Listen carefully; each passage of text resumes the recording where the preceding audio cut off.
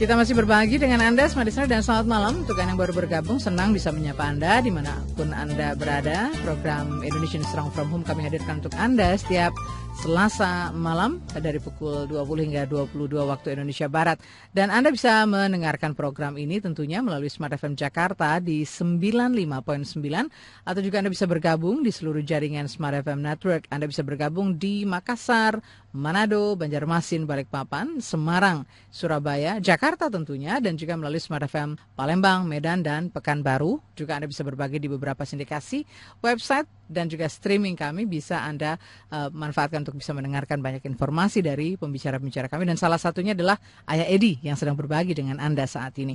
Kita masih mengulas tentang beberapa pertanyaan yang datang di Facebook, di komunitas Ayah Edi, dan juga di fanpage ya. Dan ini tentunya kita beri kesempatan yang belum sempat dijawab. Saat ini kita akan ulas pertanyaan-pertanyaan dan juga akan langsung ditanggapi oleh Ayah. Kita lanjut lagi ya Ayah. Dari Pak Reno kita ke Ibu Febi Sandra Waluyan. Ya. Ayah, anak saya cowok susah membedakan huruf B dan D. Bravo dan Delta. Kalau menulis huruf N kapital suka terbalik. Dan itu ciri-ciri anak yang seperti apa ya Ayah tipenya? Lalu kapan nih Ayah ke Padang? Oh, beliau tinggal di Padang nih Ayah. Saya ingin banget konsultasi sama Ayah. Kalau di Jakarta di mana saya bisa konsultasi dan tanggal berapa ya Ayah? Siapa tahu saya bisa ke Jakarta. Oh, ini mesti hubungi Bu Julia nih, manajemennya Ayah Edi ya. Silakan Ayah. Ibu Febi. Jadi anak ibu itu kalau ditanya ini anak seperti apa? Seperti Albert Einstein. Betul. Ya, seperti Leonardo da Vinci, seperti anak saya yang nomor 2. Jadi kalau nulis huruf B kebalik dengan D. Jadi perutnya beda tempat gitu. Nah, jadi sebabnya apa ya, Bu? Sebabnya itu karena dia lebih dominan otak kanannya yang bekerja. Jadi manusia itu punya otak kiri dan punya otak kanan. Nah, kalau misalnya otak kiri yang lebih dominan bekerjanya, maka dia orangnya sistematis, logis, runtut, bicaranya mudah dimengerti. Tapi kalau dia lebih dominan otak kanan, itu seperti seorang seniman atau saintis tulen. Jadi seperti Albert Einstein, Leonardo da Vinci, Vincent van Gogh, jadi seperti itu ya. Nah, itu biasanya dia lebih dominan di unsur gambar. Maka pada saat dia belajar huruf, dia menganalogikan huruf itu seperti gambar. Jadi bukan seperti simbol. Padahal huruf itu kan simbol. Ya, jadi kalau misal perutnya di kiri itu menyimbolkan huruf D misalnya. Kalau perutnya di kanan itu menyimbolkan huruf B. Tapi karena otak kanan itu tidak bisa menyimbolkan gambar, dia membacanya seperti gambar. Ambil contoh beginilah. Seekor kambing. Kalau ekornya di kanan, ya namanya kambing. Kemudian dia pindah menghadap, ekornya jadi di kiri, kan tetap kambing, Mbak. Gitu. Nggak lantas kambing itu ngadepnya beda, terus berubah jadi bukan kambing. Nah, itu analoginya untuk anak otak kanan. Tapi lama-lama nanti beriring dengan bertambahnya usia dan waktu, lama-lama dia akan bisa membedakan hadap kiri dan hadap kanan. Awal-awalnya dia masih bingung sendal kiri dan sendal kanan gitu. Jadi kalau pakai sendal terbalik-balik, belok kiri dan belok kanan. Tapi kelebihannya adalah di memori, di imajinasi. Dia fantasinya bagus sekali, ingatannya sangat kuat. Dan lama biasanya. Lama ya. Jadi kalau sekali saja diajak pergi misalnya ke Padang atau keluar kota, ingat dia, oh ini di sini, ini di sini, ini di sini gitu. Nah, nanti problemnya akan muncul pada saat dia sekolah dasar, karena sekolah dasar kita itu menggunakan basis pengajaran otak kiri. Jadi kalau anak otak kanan yang seperti Albert Einstein dulu dimasukkannya anak bermasalah, persis seperti Einstein. Nah, jadi kalau misalnya ibu nanti suatu ketika anaknya dianggap bermasalah, jangan ikut-ikutan bilang bermasalah pada anak. Yakinlah bahwa anak ibu pandai, hanya cara mengajarnya yang beda. Nah, untuk membantu bagaimana cara mengajar si otak kanan, ini ada bukunya. Kalau di Padang ada toko buku yang bernama Karisma, ibu nanti bisa beli bukunya, judulnya Anak yang Berotak Kanan di Dunia yang Berotak Kiri. Nah, itu penerbitnya Karisma.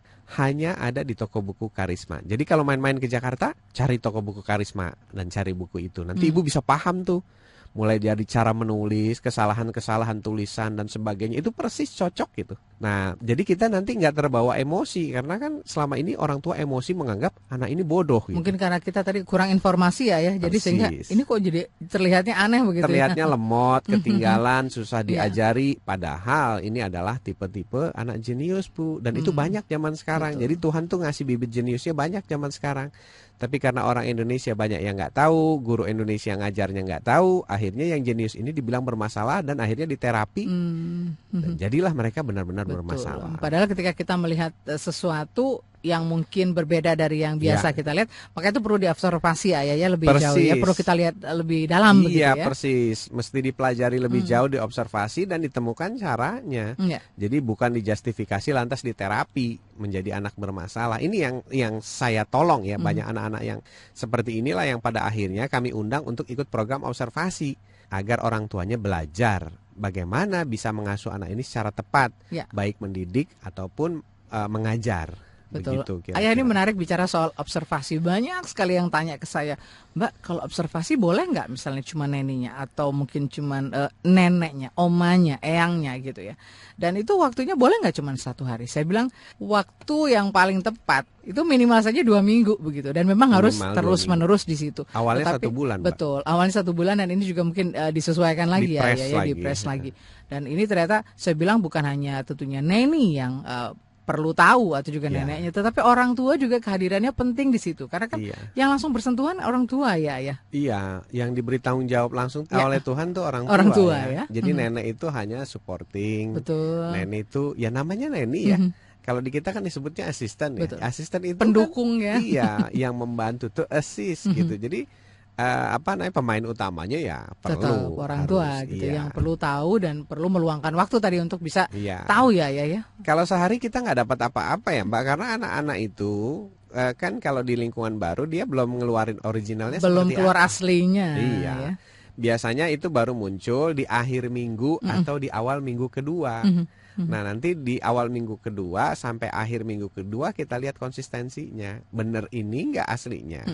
Karena banyak sekali hal-hal yang menjadi bottleneck buat anak untuk munculin aslinya. Takut ini, takut itu, dan tidak biasa di tempat yang bersama-sama orang lain begitu. Jadi kalau orang tua mungkin bisa cepat menyesuaikan ya interaksi. Kalau anak-anak kan nggak, dia lihat dulu ya bagaimana situasi di sekitar biasanya itu. Begitu. Nanti akan kelihatan itu setelah mereka merasa convenient dengan orang-orang di sekitar, lingkungan di sekitar, teman-temannya di sekitarnya. Oke. Ini banyak sekali juga yang tanya ke saya tentang gimana kalau mau konsultasi dengan ayah. Saya berasa jadi asistennya ayah gitu ya.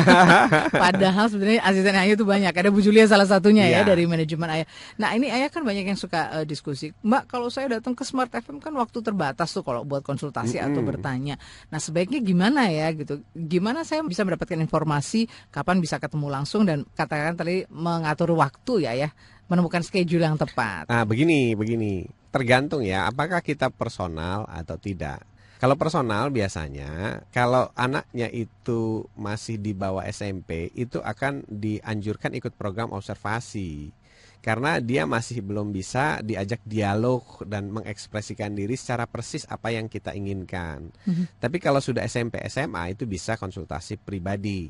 Hanya memang kami dengan berat hati menyampaikan bisa waiting listnya 3-6 bulan gitu. Nah jadi jalan keluarnya mungkin begini, supaya kita kebagian semua. Kemarin kami baru diundang oleh internal company, internal koperasi. Jadi HRD direkturnya itu mengadakan pooling gitu. Apa sih permasalahan keluarga kita, apa permasalahan anak kita. Nah terus tanpa nama di situ dikirim permasalahannya apa dan sebagainya. Baru kira-kira nanti disampaikan ke saya, ke kami gitu.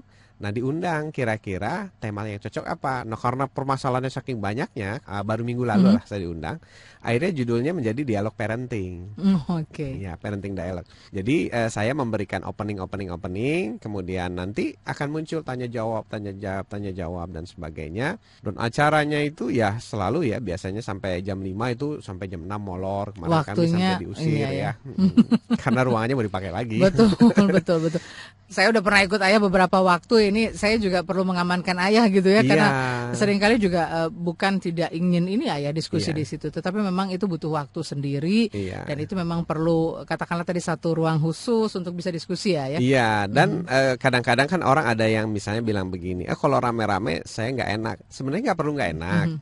Kemarin saya sampaikan juga waktu saya memberikan parenting bahwa sebenarnya kalau kita mengungkapkan satu kasus tentang anak, itu bisa jadi semua orang mengalami itu. Betul. Cuma malu bercerita aja gitu. Jadi nggak usah khawatir bahwa nanti dibilang orang tua yang nggak bisa didik anak atau masalahnya terlalu personal. Tidak. Bukan kita sendiri yang mengalami hal itu. Iya, ternyata begitu. Fakta selama 9 tahun ya saya alami. Kalau Mbak Nancy cerita tentang anakku kenapa misalnya ya, kok udah tanya-tanya apa suka ngelihat gambar porno gitu. Itu udah menggejala gitu. Jadi bukan anak kita sendiri ternyata. Itu adalah fenomena anak-anak zaman sekarang. Jadi tanya aja. Betul. Akhirnya karena mulai yakin akan itu semua rebutan tanya sampai waktunya nggak cukup. Justru mungkin ini kesempatan juga kita dengan yang lain bisa berbagi ya seperti apa begitu ya ketika menghadapi hal-hal seperti ini. Iya.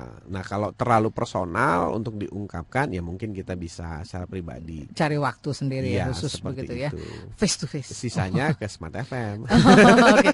Maksudnya diskusi di setiap Selasa malam. Iya begitu. Baik, Smart Listener, itu tadi salah satu yang menjadi pertanyaan dari Ibu Feby Sandra Waluyo, dan mudah-mudahan ini juga bisa menjawab Anda yang juga tengah kebingungan ya, apakah sebenarnya perlu atau juga apakah ini dibutuhkan begitu untuk mencari beberapa program untuk anak-anak Anda. Jangan kemana-mana, kita masih akan lanjutkan lagi diskusi berikutnya di sesi berikutnya, masih di Indonesian Strong From Home.